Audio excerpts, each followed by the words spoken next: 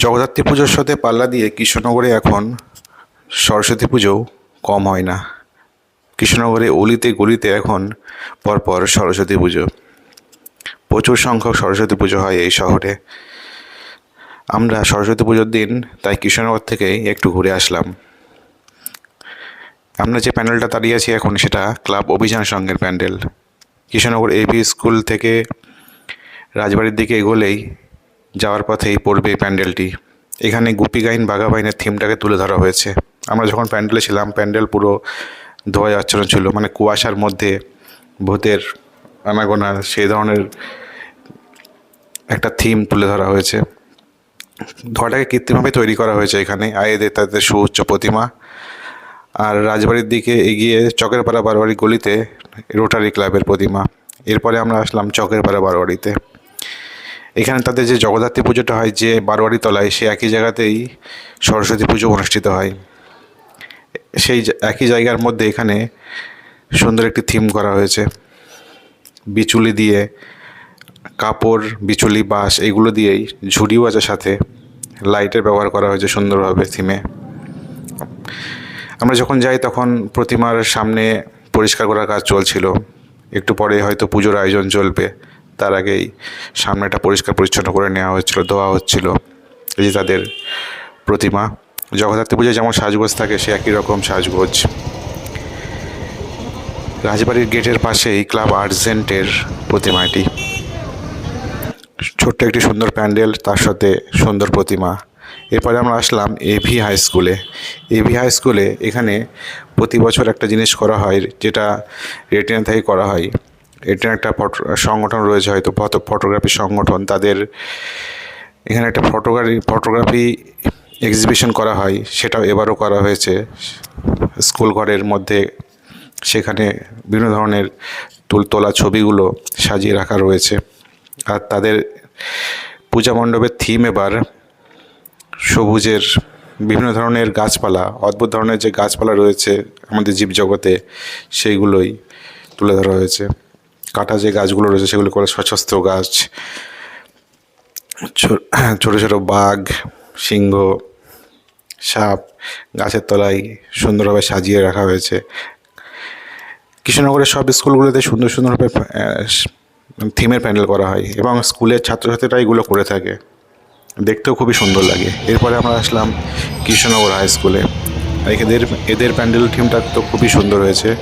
প্রতি বছরই এই থিমটা আমার খুবই ভালো লাগে, এরা যে ধরনের থিম করে। আর এখানে স্কুলের ছাত্রছাত্রীদের তৈরি বিভিন্ন প্রতিমা, ছবি এঁকেছে, তাই সেইগুলো সাজিয়ে রাখা হয়েছে। এখানে জগদ্ধাত্রী প্রতিমা দেখা যাচ্ছে, তার আগে দেখলাম সরস্বতী প্রতিমা। এখানে সরস্বতী প্রতিমা রয়েছে, এগুলো স্কুলের ছাত্রছাত্রীরাই তৈরি করেছেন। কেউ ক্লাস 9-এ পড়ে, কেউ 10-এ পড়ে, এরকম বিভিন্ন ক্লাসের ছাত্রছাত্রীরা এই সমস্ত প্রতিমাগুলো তুলেছে আর ছবি এঁকেছে। এটা তাদের পুজোর মণ্ডপ, থিমের পুজো, থিমের একটা মহামায়া তাদের এবার থিম, সেটা তুলে ধরা হয়েছে। এই থিমটা সকলেরই ভালো লাগছে, এত সুন্দর করে করা হয়েছে। সমস্ত কিছুই নিজের হাতে রং করে এগুলো তুলে ধরা হয়েছে। ছাত্রছাত্রীরা তখনও কিছু রঙের কাজ বাকি ছিল, সেগুলো তারা করছিল, পুজো তখনও হয়নি।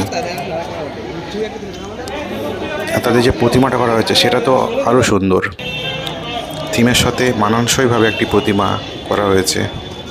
প্রতিমার পিছনে একটি নেট লাগানো রয়েছে, সেই নেটটা লাইটের আলোয় এটা অন্যরকম লাগছিল। এরপরে আমরা আসলাম কলেজ মোড়ের কাছে নবোদয় ক্লাবের পূজা মণ্ডপে।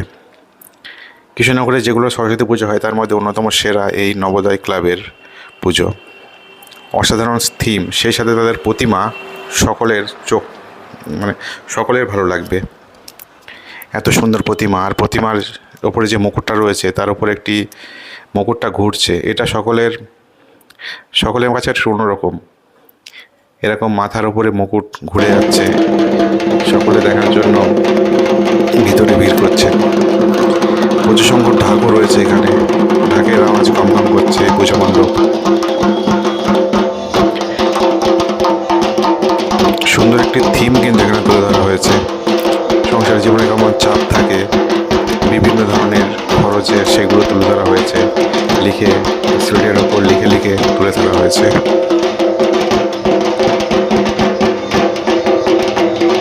ছোট্ট জায়গার মধ্যে তাদের এই অসাধারণ একটি থিম, যা সকলের নজর কাটছে। আর প্যান্ডেলটাও, তাদের প্রতিমাটাও খুবই সুন্দর। প্রতিমার যে সাজানো হয়েছে তার পাশে সুন্দর করে লাইটও দেওয়া হয়েছে। এরপর আসলাম গভর্নমেন্ট কলেজে। গভর্নমেন্ট কলেজের ওপরটা লাইট দিয়ে সাজানো রয়েছে, সাইডেও বিভিন্ন রং বেরঙের দৃশ্য তুলে ধরা রয়েছে। উপর থেকে পুরো কলেজটাকে লাইট দিয়ে সাজানো রয়েছে। আর ভিতরে এরকম ছোট্ট একটি সুন্দর প্রতিমা।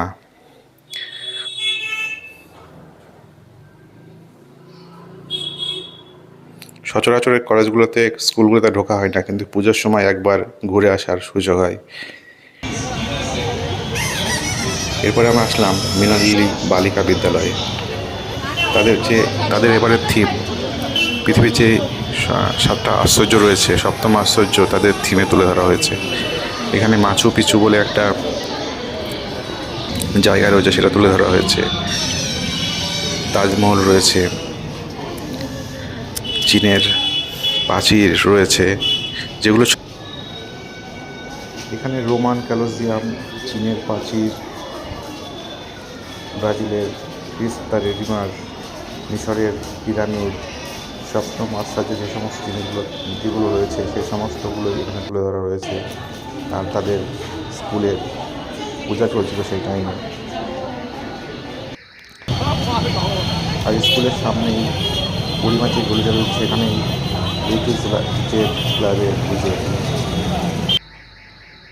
এরপরে আমরা আসলাম সোনাপটিতে। এখানে মা ভুবনেশ্বরীর প্রতিমা খুবই সুন্দর করা রয়েছে। তাদের সাজসজ্জা মনে হচ্ছে যেন মা একটা সোনার গহনা পরেই দাঁড়িয়ে রয়েছেন। তাদের সাজটা ছিল অন্যরকম। আর তার পাশে রয়েছে দেবনাথ স্কুল। দেবনাথ স্কুলের পুজো এটি। একটি স্কুলের ঘরের মধ্যে এদিক দিয়ে বৌদ্ধদের একটি থিম তুলে ধরা হয়েছে।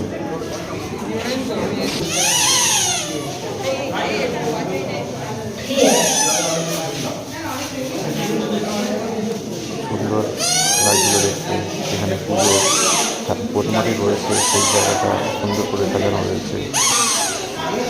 কৃষ্ণনগরের সংস্কৃতির এটাই ঐতিহ্য যে স্কুলের পুজোগুলো খুবই সুন্দরভাবে হয়।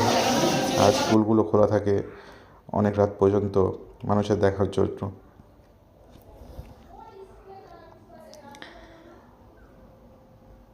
গোয়ারি বাজারের দিকে গেলেই এখানে শহরের প্রতিমাটা খুবই সুন্দর করা হয়েছে।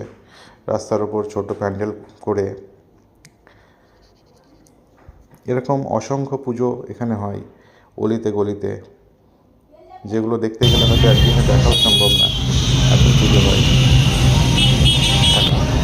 এখানে প্রতিমাগুলোর বৈশিষ্ট্য হচ্ছে বড় বড় প্রতিমা আর প্রতিমার সাজগোজ।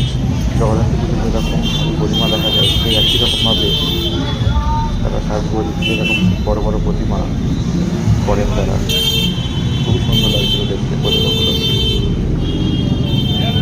আর কিছু কিছু থিমের প্যান্ডেল রয়েছে যেগুলো খুবই সুন্দর। হয়তো কোনো বড় প্যান্ডেল হয় না, কিন্তু অনেক থিমের প্যান্ডেল হয় এখানে, যেগুলো খুবই সুন্দর সুন্দর।